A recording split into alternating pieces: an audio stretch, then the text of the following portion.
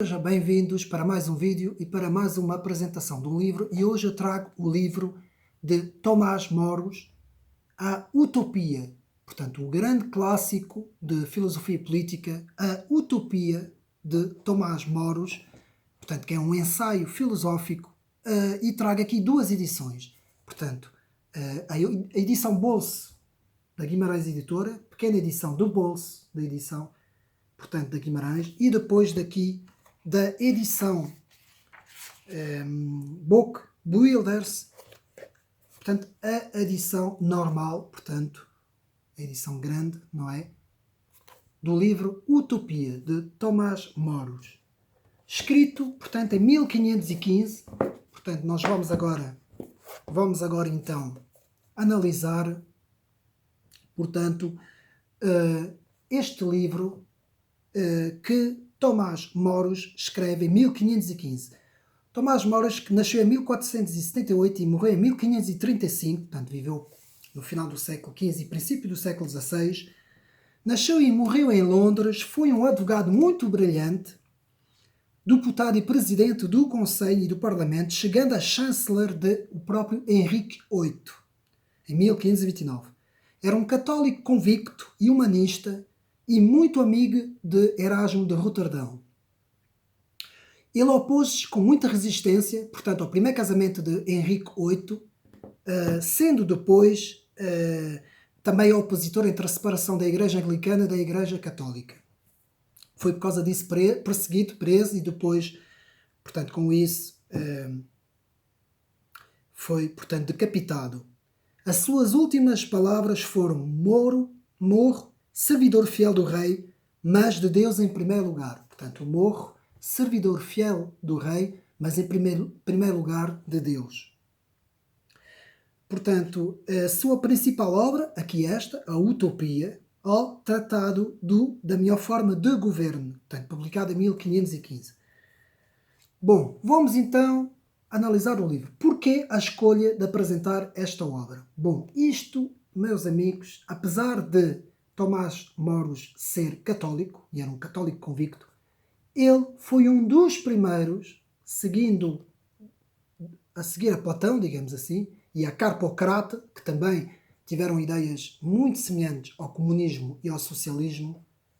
Tomás Moros foi o responsável de apresentar as primeiras ideias socialistas muito antes de Carlos Marx ter escrito o Manifesto Comunista e o Capital. Portanto, Tomás Moros vai aqui fazer a defesa de uma sociedade esquerdista, e vamos analisar o que é que ele pretende dizer com a palavra utopia, derivada do grego utopos, que quer dizer lugar inexistente, lugar distante, que não existe.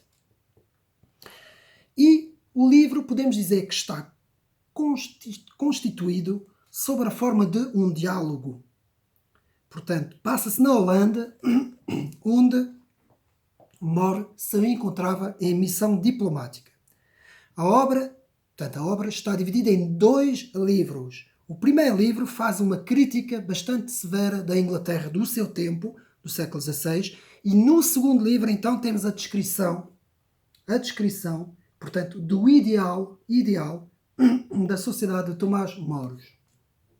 A famosa Ilha da Utopia, ou Ilha de Parte Nenhuma, como ele assim a chamava.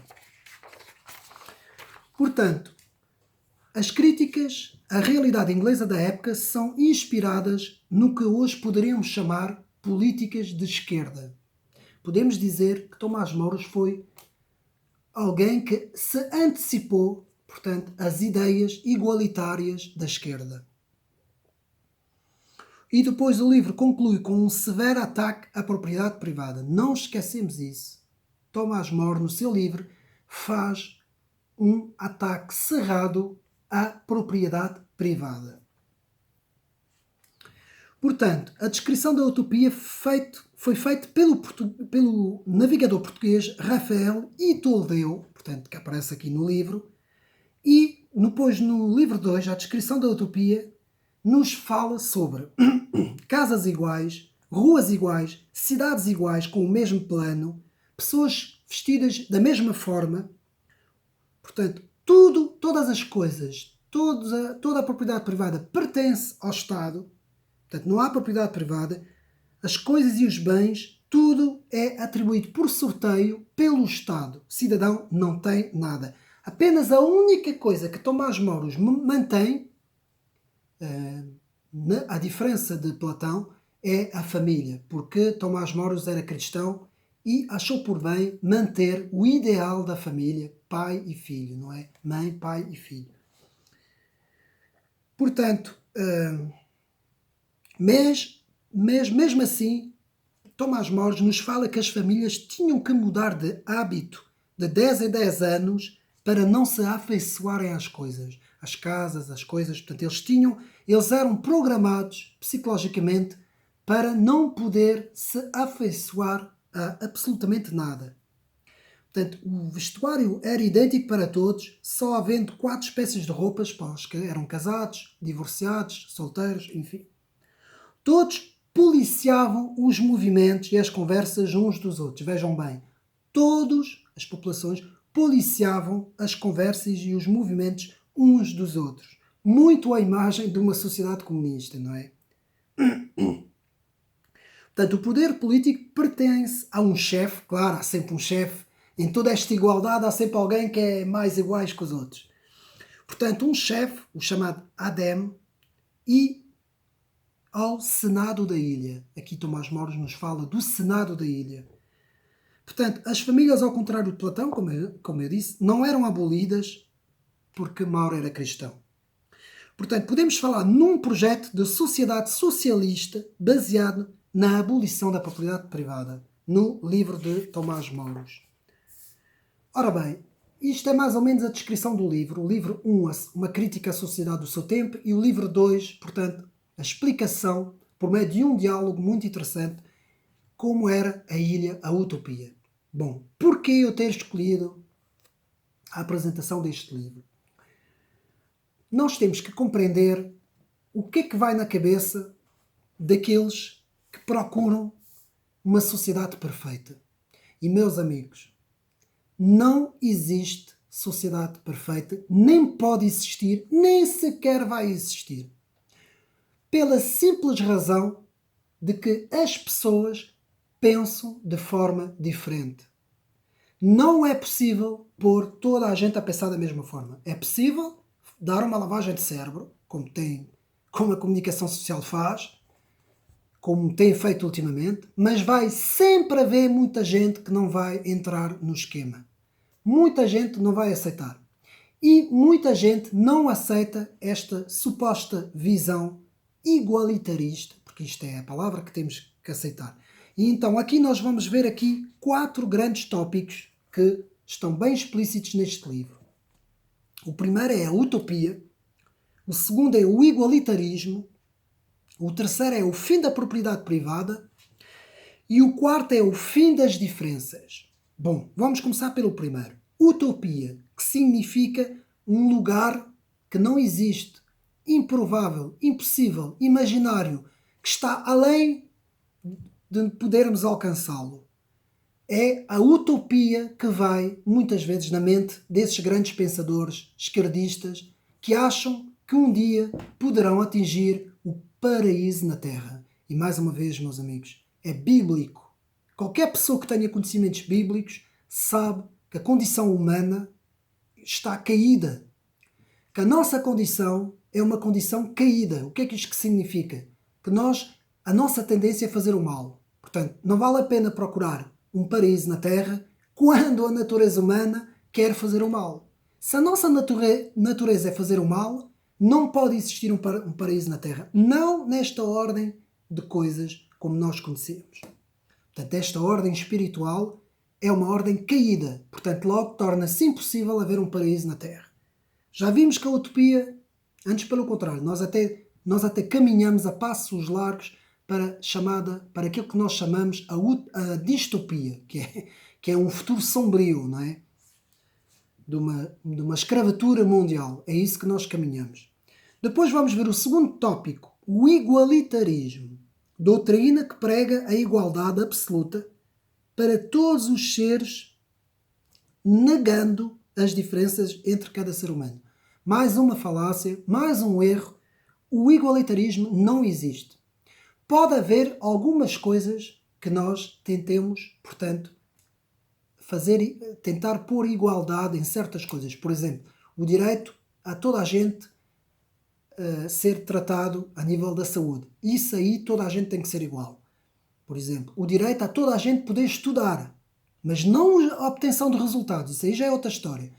O direito que toda a gente tem para poder estudar com as mesmas condições e com os mesmos direitos e com as mesmas oportunidades. Agora, depois vai haver diferentes resultados. Uns vão ser bem-sucedidos, outros não vão ser tão bem-sucedidos. Outros até vão ser mal-sucedidos. Porque existem diferenças nos seres humanos. Portanto, o igualitarismo funciona em algumas coisas, mas não funciona noutras coisas. E é muito perigoso querer igualizar completamente uma sociedade. Porque ao fazer isso, torna-se propício criar uma sociedade de escravatura. Uma sociedade completamente escravizada, não é? Em parte, é isso que o comunismo e o socialismo, por outros meios, quiseram fazer ao longo da história. Terceiro tópico, fim da propriedade privada. Bom, esta parte aqui, meus amigos, eu vou ler um dos meus apontamentos e comentários sobre o livro. A impossibilidade de ter alguma coisa, portanto, a impossibilidade de ter alguma coisa sua estaria na base da felicidade, segundo Tomás Moro. Mas sabe-se que se ninguém tem nada, ninguém pode usufruir das coisas da natureza e as pessoas tornam-se assim, completamente à mercê de um poder superior. Se todos são iguais, mesmo todos iguais, sem que haja um poder superior, ainda seria possível. Mas mesmo assim, haveria sempre a ganância de alguns. E essa ganância de alguns faz com que haja sempre um a controlar os outros todos. Logo, o fim da propriedade privada é sempre o fim da propriedade privada para uns, mas é sempre o início de toda a propriedade privada para alguns. Porque sempre foi assim que funcionou no mundo. Portanto, mais vale toda a gente ter direito às suas posses e aquilo que é seu, do que ter, portanto, uma quantidade de gente sem nada e depois um grupinho de pessoas que têm tudo. Que é isto que hoje em dia praticamente estão a querer fazer, não é? E por fim das diferenças. Outro grande erro, outra grande falácia que encontramos aqui na Utopia, de Tomás Mores. Portanto, o que torna a cultura uma riqueza, ou as culturas uma riqueza, é precisamente as suas diferenças em relação umas às outras. Se todas as culturas e se todos os homens fossem iguais, não haveria riqueza nenhuma. Tudo se tornaria uma pobreza, tudo se tornaria, portanto, um mero grupo de zombies, de robôs, de pessoas completamente manipuladas. A riqueza e o valor está na diferença das coisas dos seres. É como no mundo animal. O que torna os animais ricos, a riqueza dos animais, é justamente haver várias raças de animais. Por exemplo, vou dar um exemplo. Nos gatos. O que torna os gatos, portanto, um grupo de animais do mesmo, portanto, da mesma classe, não é, digamos assim, é justamente haver vários tipos de gatos e não serem todos a mesma fotocópia. Portanto, se tudo for igual, tudo fica sem vida, sem valor, sem sentido, sem objetivo final. O que torna o valor é a diferença. O que dá valor nos seres humanos é a diferença. É por isso que quando um homem se junta a uma mulher, é justamente a descoberta do valor que cada um tem que torna a união uma união de valor. Querer que toda a gente seja igual é formatar robôs, não é? Zombies robôs. Portanto, as diferenças, a riqueza está nas diferenças. Portanto, o igualitarismo é extremamente perigoso. Para mim, talvez seja uma das coisas mais perigosas neste momento, uma das ideias mais perigosas que pode existir neste momento em nossas sociedades. E há muita gente que prega isso. O wokismo é um dos principais movimentos ideológicos lá das universidades norte-americanas que neste momento prega o igualitarismo desenfreado, igualitarismo atenção, porque eles não querem ser iguais, antes pelo contrário, eles querem o poder. O que eles querem é que toda a gente seja, digamos assim, robôs telecomandados, não é? Para eles poderem fazer o que eles querem. Portanto, o fim das diferenças é o princípio, portanto, da escravatura mundial. Portanto, é isto que eu queria falar. Portanto, basicamente são os 4 grandes tópicos: utopia, igualitarismo, fim da propriedade privada e fim das diferenças. Marcam esta ilha que se chama Utopia, de Tomás Mores. É um livro muito interessante, vale a pena ler o livro, tem aqui as 2 versões, não é? Vale a pena ler para compreendermos o que é que vai na mente, portanto, destas pessoas que pregam este esquerdismo desenfreado, completamente igualitário, completamente utópico, que em termos reais não funciona, nem nunca funcionou, nem nunca irá funcionar. E nós temos aqui a prova. Apesar de Tomás Mores ser cristão, ele não deixou de defender a Igreja Católica, ele muitas vezes chegou a conclusões que estavam erradas, no meu ponto de vista, não é? Nem toda a gente é obrigada a pensar como eu, mas segundo a minha análise, e penso que seja tudo, o melhor é mesmo ler o livro para nós compreendermos como tão bem soa este nome que ele pôs, não é? A utopia, porque é mesmo uma utopia, não dá a mesma hipótese, é mesmo uma utopia. Espero que tenham gostado mais este vídeo e fica aqui mais um clássico de filosofia para os meus amigos lerem. Então, um abraço e até uma próxima.